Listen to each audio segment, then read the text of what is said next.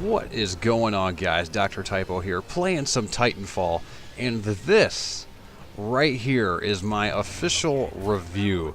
Not like the game really needs a review from me, seeing as it's done so well on sites like Metacritic and Kotaku and, you know, even Game Informer, and everyone mainstream definitely gave this game a huge thumbs up.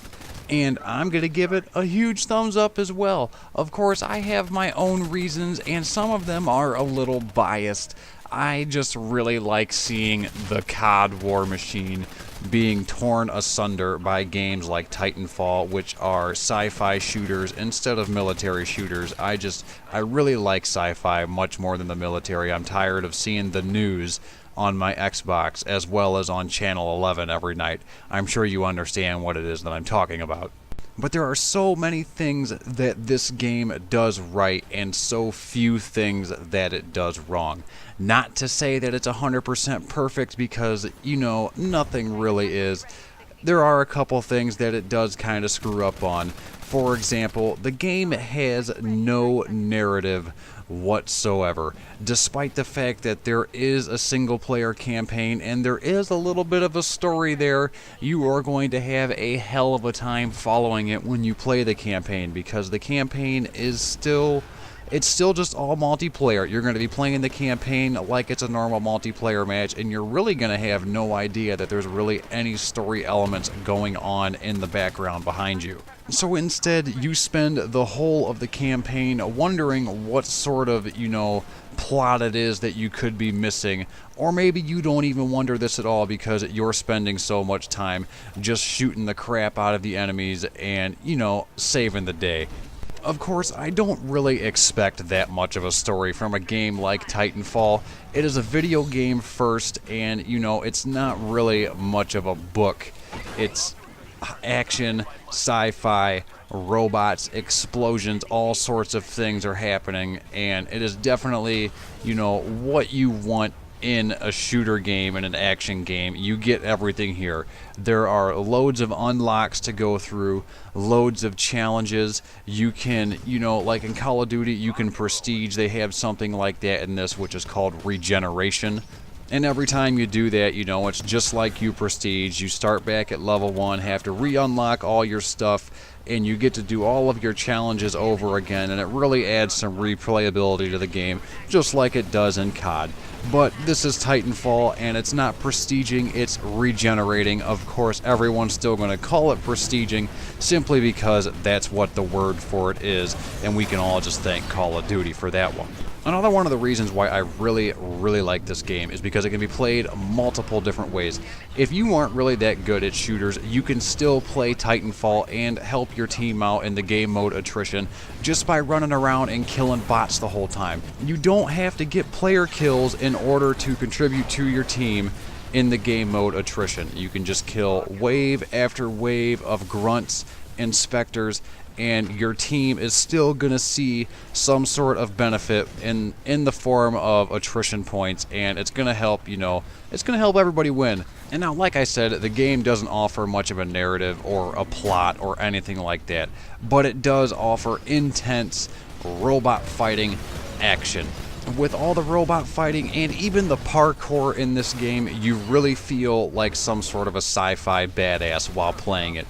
And the hype for it is not overrated, it's not overlived. This game is truly going to be the benchmark for shooters, you know, going forward. And it's definitely something that now the Xbox One has achieved, you know, some sort of a milestone goal. They have a Blockbuster hit on their console, and they're going to be able to help keep up with PS4. We'll see, though. Now, if you're somebody who really doesn't want to contribute to the Microsoft war machine, one thing that you can do instead, and you really will thank me for this later as long as you do it, is go out and buy yourself a gaming PC. One that's capable of playing Titanfall, because it's going to be capable of playing so many other games which are, you know, free to play, pay to play, what have you. You're going to open up a whole new level of gaming for yourself by doing this. Now, if you already own an Xbox One and for some reason you've hesitated on going out to buy this game, you should probably just stop doing that, because all the reviews are right. This game is awesome, and you have no excuse for not buying this if you own an Xbox One. Unless, of course, you have no active internet connection, and in which case, I don't know why you would have bought an Xbox One in the first place.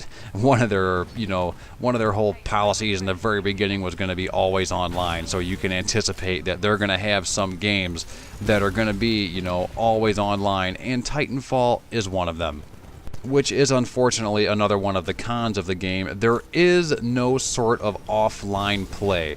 Definitely not on day one anyways. They have said that they're going to patch in some private matches and stuff like that, but there is no offline play mode where you can just sit down and play with some buddies on your couch. Instead, you will always have to play online, and I'm pretty sure there's no split screen for it either. But they already have a whole season pass of DLC slated to come out for it, and you can guarantee that when they make as much money off of it as they're going to have much more DLC coming out after that. Because, I mean, who doesn't like to make money? Everybody does, and EA, you know how they are when it comes to making money. They're definitely going to make sure that there is more and more Titanfall DLC, along with Microsoft, who is definitely going to continue to push the issue so they can continue to get Xbox Ones out.